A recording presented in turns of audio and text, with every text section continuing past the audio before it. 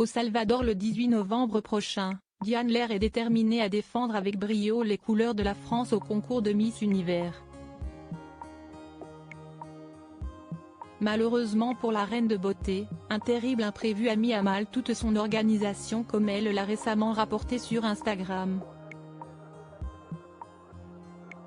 Même dans la tourmente, l'ancienne collègue de Guillaume Janton garde le sourire. La nouvelle édition du concours Miss Univers approche à grands pas. Le 18 novembre prochain, 86 reines de beauté venant du monde entier vont tout faire pour séduire les foules dans l'espoir de décrocher la tant convoitée couronne. Et parmi elles, Diane Lair couronnée Miss France 2022 qui a un temps préféré se focaliser sur d'autres projets professionnels avant de se lancer dans l'aventure. Un nouveau chapitre de sa vie qu'elle prend plaisir à immortaliser sur la toile. Cette semaine, l'ancienne acolyte de Guillaume Janton sur Europe 2 s'est d'ailleurs envolée pour le Salvador, pays où s'organise cette année la très célèbre élection. Étant sur un petit nuage depuis plusieurs jours, Diane Lair a vécu bien malgré elle une première mésaventure dès son arrivée. Et pas des moindres. Ayant fait une escale à New York, celle qui sera épaulée par Arnaud Soldourdin, son directeur artistique, a déchanté en arrivant à San Salvador, la capitale du pays hôte, malgré l'accueil chaleureux des locaux.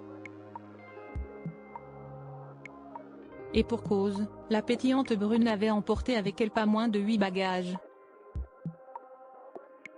Toutefois, une seule est arrivée à bon port. Mais si estime mal connaître Diane Lair qui a accepté la situation avec humour et philosophie.